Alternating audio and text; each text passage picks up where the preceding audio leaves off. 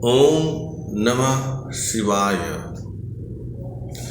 स्वास्थ्य, सुख और शांति की खोज करते हुए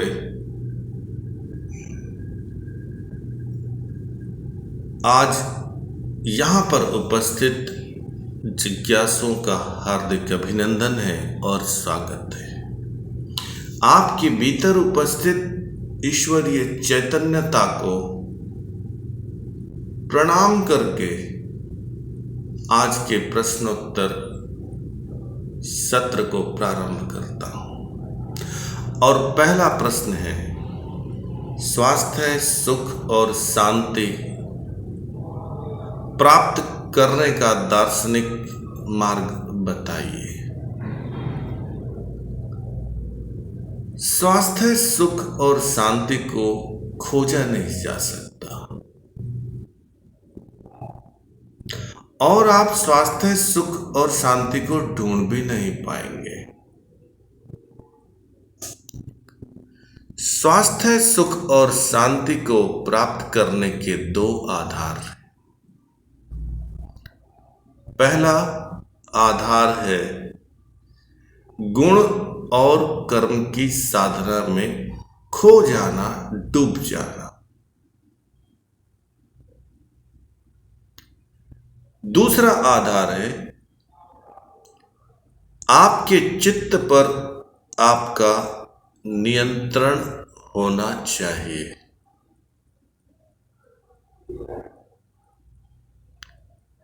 इन दोनों बिंदुओं पर हम थोड़ा सा विस्तृत चिंतन मनन करेंगे। सबसे पहला बिंदु, गुण और कर्म की साधना का आधार क्या है?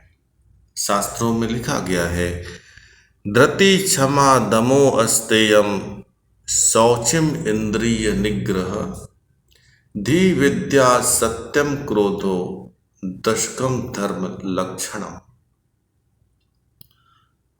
दूसरा श्लोक यह भी मिलता है, अहिंसा, सत्यम अस्तेय, शौचिम, इंद्रिय निग्रह, दानम, दमो, दया, शांति, सर्वेषाम धर्म साधनम। और तीसरा और महत्वपूर्ण श्लोक, प्रातः मध्य दिने सायं, अर्ध रात्रे च कुंभकान, शनैर शीति पर्यंतम, चतुर्वारी समभ्यसेत। तो इन तीन श्लोकों में जो गुण और कर्म बताए गए हैं, उनकी साधना करने से जो घटित होगा वही आपका धर्म है।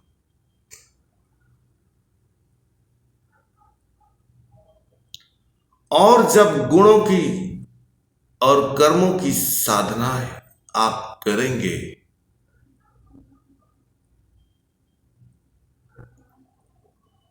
तब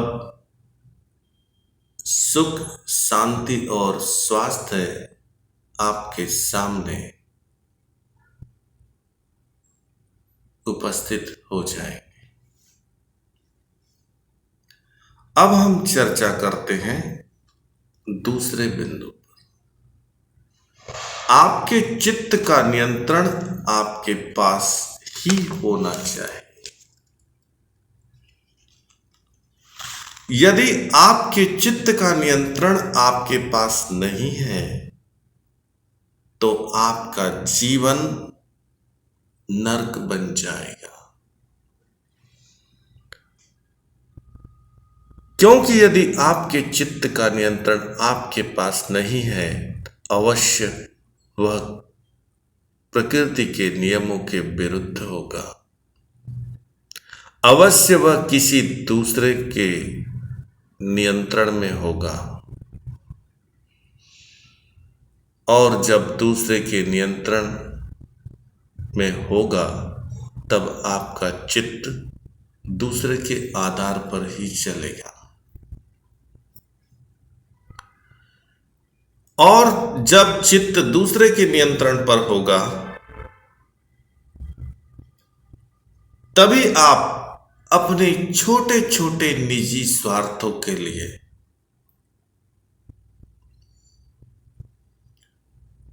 अपने नीच बुद्धि के चक्रव्यूह में फंसकर छल कपट कर सकते हैं, धोखाधड़ी कर सकते हैं, तर्क कुतर्क कर सकते हैं, किसी का भी अहित कर सकते हैं, किसी को भी दुख दे सकते हैं। फिर वो अपना हो या पराया, इस बात पर कोई फर्क नहीं पड़ता। जब आपका चित्त दूसरे के नियंत्रण में है तो आपके साथ जो भी घटेगा वो ठीक आपके रोग, दुख और अशांति का कारण ही बनेगा, जिससे आपका शरीर संक्रमण से ग्रस्त हो सकता है, शरीर में कीड़े पड़ सकते हैं, मन पागल हो सकता है, मन तनावग्रस्त हो सकता है। इसीलिए कहा गया है कि जीना है तो प्रकृति के नियम के अनुसार जियो, चित्त को नियंत्रित करके जियो, अन्यथा पापी के द्वारा कमाए गए भोजन का आनंद आपके स्वास्थ्य और कुल के नाश का कारण बन जाएगा। पापी को बचाने के कारण आपका स्वास्थ्य और आपका कुल दोनों नाश हो जाएंगे। पापी के गुणों की शक्ति को बचाने के लिए यदि आप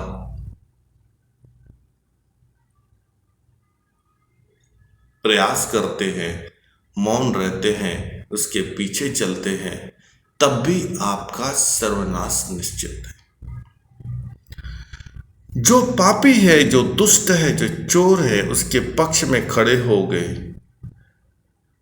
तो प्रकृति आपका सर्वनाश कर देगी। इसके लिए आप अपना विवेक प्रयोग कीजिए, अपने चित्त पर नियंत्रण कीजिए, अपना निजत्व रखिए, अपना निष्पक्ष साधिए, अन्यथा प्रकृति आपको सड़ा सड़ा कर, संक्रमित करके, रोगग्रस्त करके ही दम लेगी। यदि आप धोखाधड़ी करके, दबाव डालकर, क्रोध करके, असत का प्रयोग करके, अधर्म का प्रयोग करके, अन्याय का प्रयोग करके और जीवन में धनवान, ज्ञानवान बनने की दौड़ में आ गए हैं तो आपके रोग को कोई औषधि ठीक नहीं कर सकती, आपके दुख को कोई चिकित्सा पद्धति, कोई गुरु, कोई ईश्वर, कोई पूजा, कोई व्रत, कोई तीर्थ, कोई स्नान दूर नहीं कर सकता। यदि आप दूसरे से नियंत्रित होकर चलते हैं तब आप अवश्य ही प्रकृति के विरोध में खड़े हो जाते हैं। और जो मनुष्य प्रकृति के विरोध में खड़ा है, प्रकृति उसका चूर्ण बना देती है।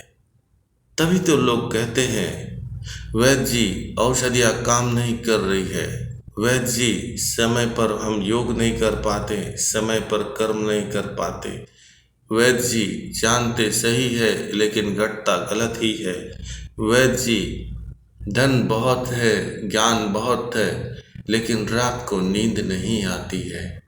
तभी लोग कहते हैं वैद्य जी बाहर तो सब ठीक है, दिखने में, बोलने में तो कोई तकलीफ नहीं है, लेकिन अंदर संक्रमण की बीमारियां, जैविक चक्र का दुष्प्रभाव, असंतुलन, पाचन चक्र का अनियमित होना, ये सब जो लक्षण, ये शिकायतें जो आती है, उसका मूल आधार है आपने प्रकृति के विरोध में जीवन जिया है। आप दूसरे के नियंत्रित होकर जीवन यापन कर रहे हैं, इसीलिए आपकी निद्रा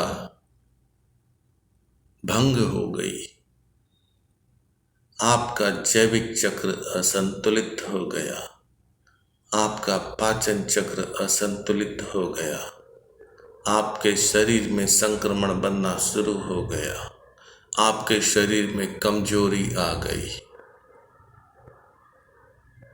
और कोई उपाय भी, कोई औषधि भी, कोई पूजा पाठ व्रत उपवास भी फलित नहीं हो रहे हैं।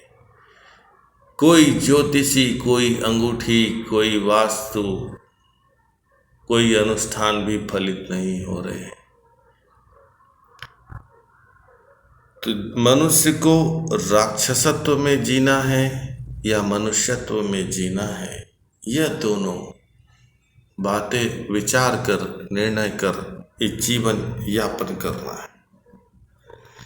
यदि आपका धन और आपका ज्ञान आपके सिर पर नाचने लगे तो आपको सड़ने गलने से कोई बचा नहीं सकता, और जो बचाने आएगा वो भी सड़ने और गलने लग जाएगा। इसीलिए प्रारंभ में आपने प्रश्न पूछा है कि स्वास्थ्य, सुख और शांति क्या, दार्शनिक मार्ग क्या है? तो पहला मार्ग है गुण और कर्म की साधना, बाकी सब त्यागना। गुण और कर्म की साधना, बाकी सब त्याग देना। और दूसरा सूत्र है आपके चित्त पर आपका नियंत्रण होना चाहिए, अन्यथा आप के शरीर नाश, धन नाश, मन नाश और शरीर के भीतर की निजत्व की विकृतियां आपको भोगनी पड़ेगी। फिर आप रोगी होंगे, दुखी होंगे, तब न आप क्षमा के योग्य रहेंगे, न आप दया के योग्य रहेंगे, न कृपा के योग्य रहेंगे, और कोई करेगा भी नहीं। और जो करेगा उसे आपके कर्म का फल भी भोगना पड़ेगा, यह भी कर्म का नियम है।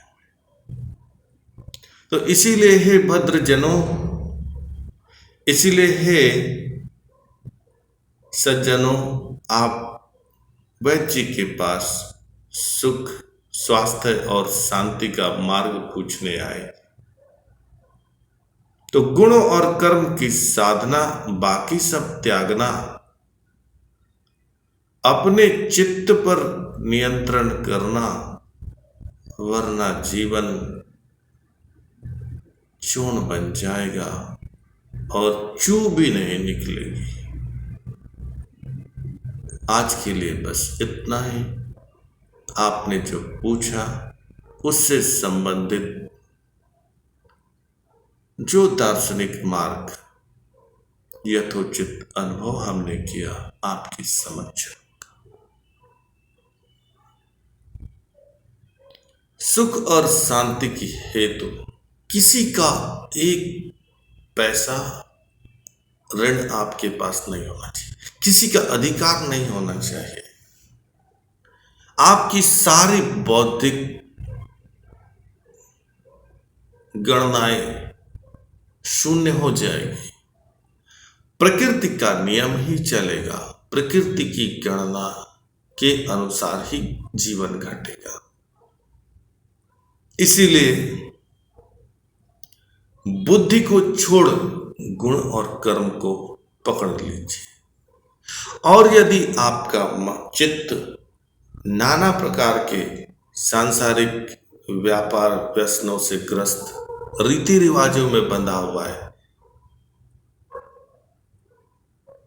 तब भी आपका समाधान नहीं होगा, क्योंकि आपका समाधान तो आपके गुण और कर्म से ही होगा, आपके चित्त पर स्वयं के नियंत्रण से ही होगा। फिर यदि आप संसार की व्यापारिक मोहयुक्त, लोभयुक्त, स्वार्थयुक्त रीतियों, परंपराओं, नीतियों, आदर्शों पर चलते रहेंगे तो न औषधि, न गुरु, न तीर्थ, उपवास, व्रत,